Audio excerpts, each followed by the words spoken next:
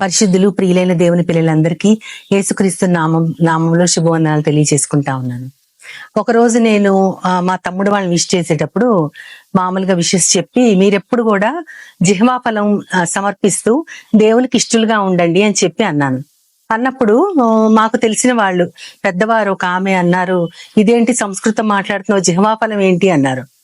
అప్పుడు నేను ఊరికే సరదాగా అంటున్నారేమో అనుకున్నాను, కానీ జిహ్వా ఫలం అనేది బైబిల్లో ఉన్నదని చాలా మందికి తెలియదని ఆ రోజు నేను తన ద్వారా తెలుసుకున్నాను. జిహ్వా ఫలము అంటే, జిహ్వా అంటే మనము పెదవులను అంటాము, తర్వాత రుచిని అంటాము, మాటలను అంటాము, అన్ని జిహ్వా ఫలం అంటాము. మనకి ఆత్మఫలం తెలుసు, 9 రకాలుగా దేవుని గుణాలు ప్రతిఫలించే ఆత్మఫలం తెలుసు. దానికి కదా మన జీవితం అంతా కూడా ఆత్మఫలం మనం సంపాదించాలని ఎంతో తాపత్రయపడతా ఉంటాం. అందులో చాలా మంచి గుణాలు ఉంటాయి. అదే విధంగా శరీరంతో చేసే క్రియల వలన కొన్ని రీతిలుగా ఫలిస్తాం. మంచి పనులు చేస్తే మంచిగా ఫలం వస్తుంది. అదే విధంగా చెడ్డ పనులు చెడ్డగా వ్యవహరిస్తే చెడ్డ ఫలం వస్తుంది. కానీ జిహ్వా ఫలం ఏంటి అన్నప్పుడు హోషేయ గ్రంథంలో 14వ అధ్యాయము 2వ వచనంలో ఏముంటుందంటే, మీరు మాటలు సిద్ధపరుచుకుని యెహోవా తట్టు తిరగండి. మాటల్ని మనం సిద్ధపరచుకోవాలా అంటే, దేవుని సన్నిధిలో ఏది పడితే అది మాట్లాడుకోవడానికి వీల్లేదు. మాటలను సిద్ధపరుచుకుని దేవుని వైపు తిరగండి. మీరు ఆయనతో చెప్పవలసింది ఏమనగా అని అక్కడ సెలవిస్తా ఉంటారు.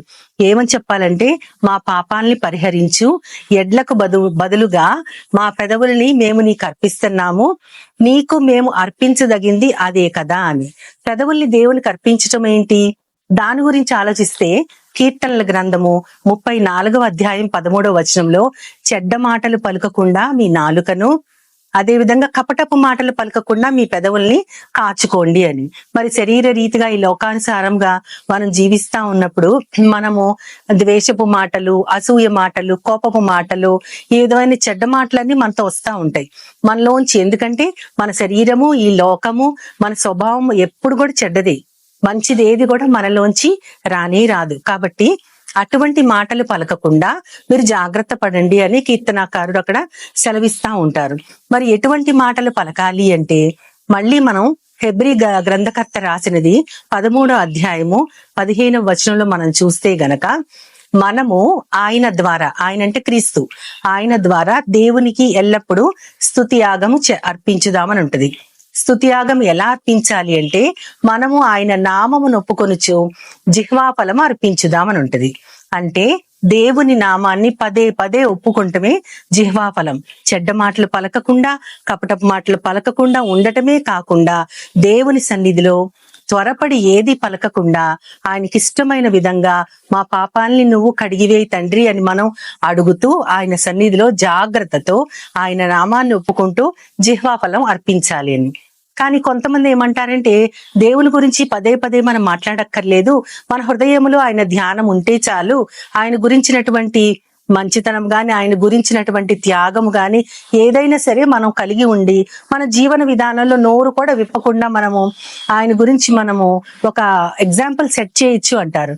కానీ నా నోటి మాటలు, నా హృదయ ధ్యానములు నీకు అంగీకారయుతములుగా చేసుకో అని దావీదు భక్తుడు అంటారు కదా. పశ్చాత్తాప కీర్తనలో ఆయన ఏమంటారంటే, ఎన్నో రకాలుగా తన పశ్చాత్తాపని వెలుబుచ్చి, నీ ఆత్మ నా దగ్గర నుంచి తొలగించొద్దు, నా నోటి మాటలు, నా హృదయ ధ్యానము రెండు కూడా చాలా ఇంపార్టెంట్.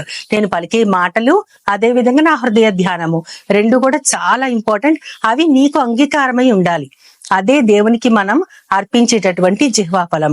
అటువంటి జిహ్వా ఫలము మనం కలిగి ఉండాలి. మనం కలిగి ఉన్నప్పుడు దేవుడు కూడా మనల్ని యాక్సెప్ట్ చేస్తారు. చాలా ఇంపార్టెంట్. కాబట్టి ఒక్క హృదయంలో ధ్యానమే కాకుండా స్తుతియాగము చేస్తూ ఆయన నామాన్ని ఒప్పుకుంటూ మనము ఆ జిహ్వా ఫలాన్ని అర్పించాలి. ఇదిగో దేవా నా జీవితం, ఆపాదమస్తకం నీకంకితం. ఇదిగో దేవా నా జీవితం, ఆపాదమస్తకం నీకంకితం. శరణం నీ చరణం, శరణం నీ చరణం, శరణం